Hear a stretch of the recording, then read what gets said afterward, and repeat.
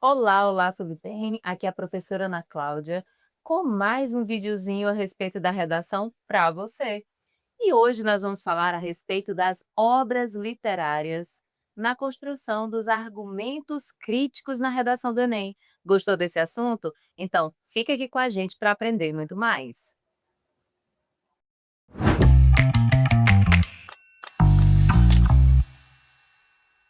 Por que usar literatura na redação do Enem? Gente, o uso de obras literárias na redação do Enem não é uma novidade. Eu tenho certeza que vocês já observaram que nas redações nota 1000 publicadas até o momento, lá naquela cartilha do participante Enem, que sai praticamente todos os anos como em guia de redação para você, e aí eu digo o seguinte, se você ainda não baixou esse documento, procura lá no site do INEP que você vai encontrar.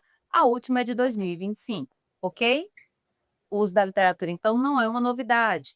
As redações nota 1000 costumam utilizar as obras literárias, né, como repertório sociocultural, principalmente na construção da introdução. E a razão disso, gente, é muito simples. Olha só, as obras literárias, elas servem muito para interpretar a sociedade. Elas trabalham, por exemplo, as denúncias das injustiças sociais e amplia também a consciência crítica das pessoas, sem falar que depois de uma grande mudança que aconteceu em 2025 e que foi apontada nesse documento da cartilha do participante, para evitar o chamado repertório de bolso, as obras literárias surgiram aqui como uma excelente alternativa. E eu vou explicar para você por quê, tá certo? Então, olha só, o uso das obras literárias não se restringe apenas à introdução, tá, gente?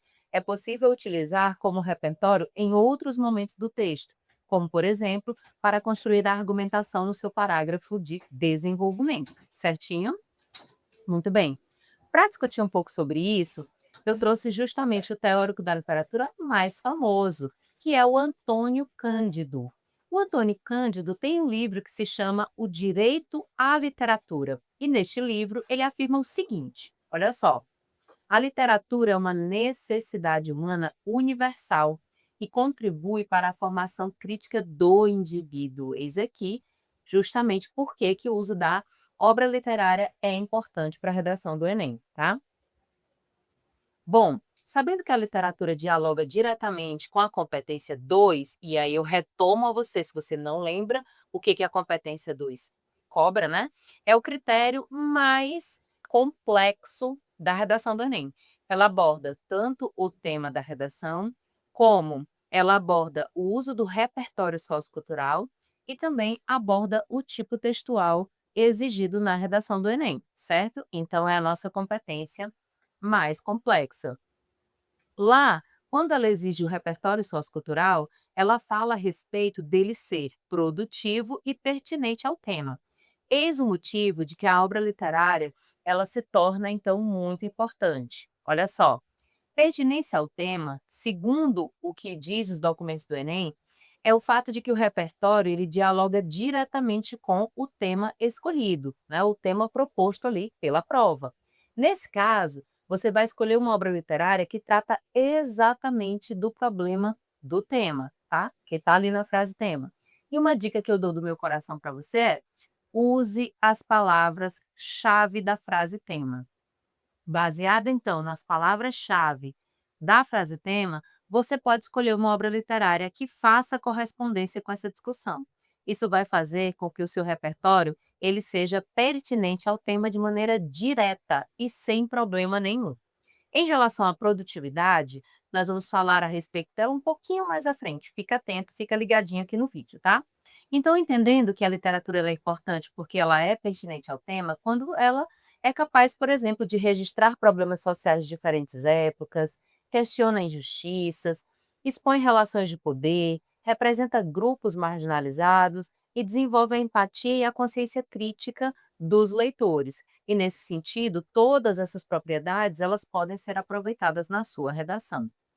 Aqui do lado, eu trouxe uma obra que foi muito citada recentemente em algumas redações nota 1000, que foi a obra do Ailton Krenak, A Vida Não é Útil. da Companhia das Letras. Essa obra, que fala sobre a sabedoria indígena, tá? Serve muito bem para tratar dos temas relacionados ao meio ambiente, aos temas relacionados também a essa população, certo, no Brasil, o que faz com que a gente tenha aí um amplo uso dessa obra, tá? Então, principalmente para o meio ambiente, essa obra do Krenak, ela é interessante, tá certo? Bom, falando então da produtividade, como eu prometi a vocês, no Enem o repertório é produtivo quando ele é diretamente relacionado ao tema, tá? E aí nós precisamos conversar sobre isso. Diante da mudança do chamado repertório de bolso que o Enem tende a combater, e ele já sinalizou nos últimos documentos, nós vamos entender que o chamado repertório de bolso era justamente aquele repertório que os alunos tendiam a repetir aquilo que eles encontravam de modelos na internet, modelos prontos, e que eles repetiam amplamente para diversos temas.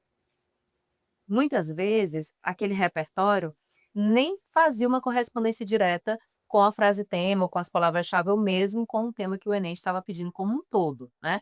Mas mesmo assim, os alunos, por uma questão de facilidade, eles decoravam esse repertório e reproduziam amplamente em diversos tempos, tá?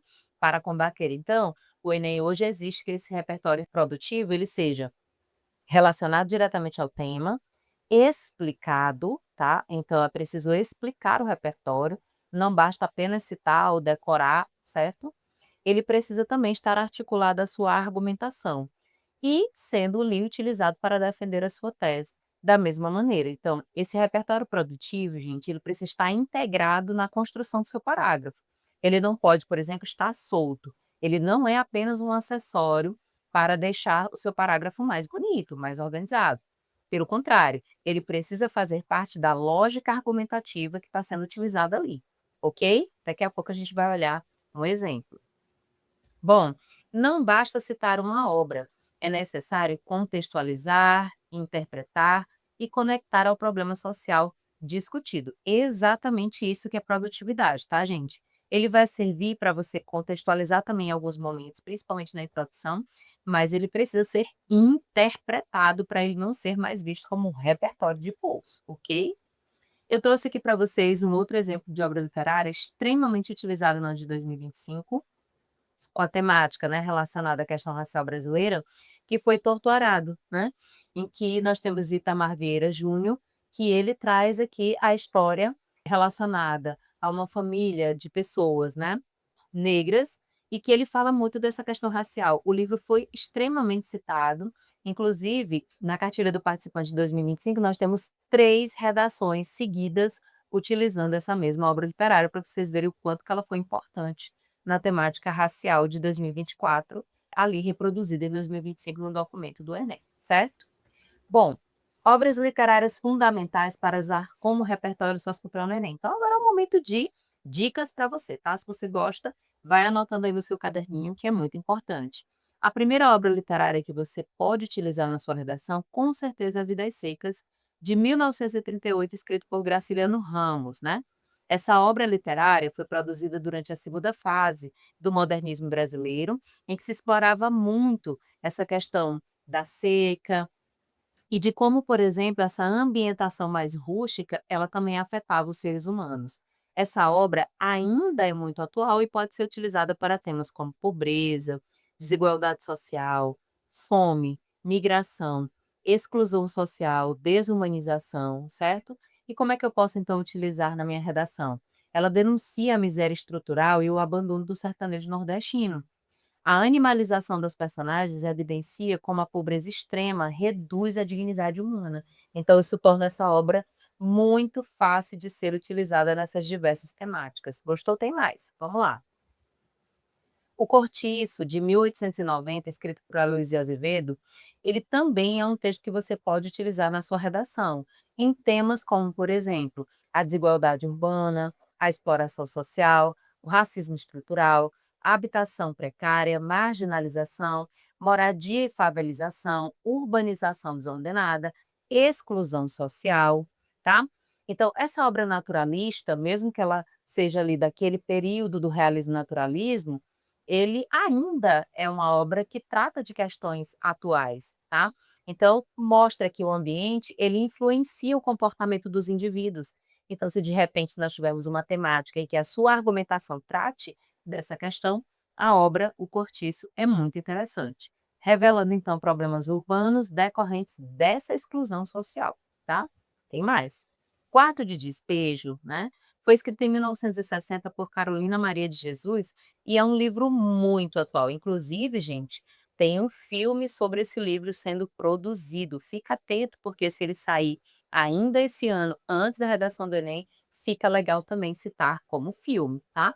Então, olha só, essa obra ela é muito atual e ela pode ser utilizada para tratar sobre fome, invisibilidade social, pobreza, desigualdade, exclusão feminina, racismo, tá?